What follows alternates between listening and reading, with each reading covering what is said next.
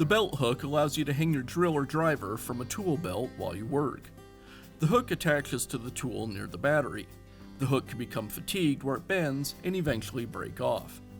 Often the attachment screw works its way out and the hook is simply lost. Replacing the belt hook on your cordless tool is a repair that you can do yourself, and I'm going to show you how. I'll begin by removing the old belt clip from the drill. It's held in place with a single screw.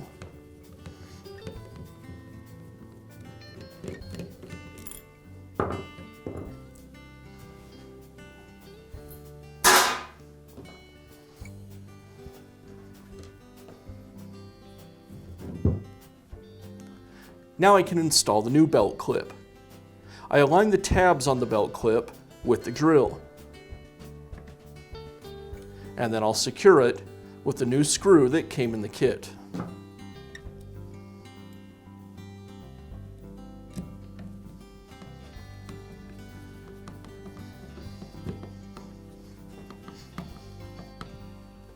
And that's how easy it is to install a new belt hook on your cordless drill.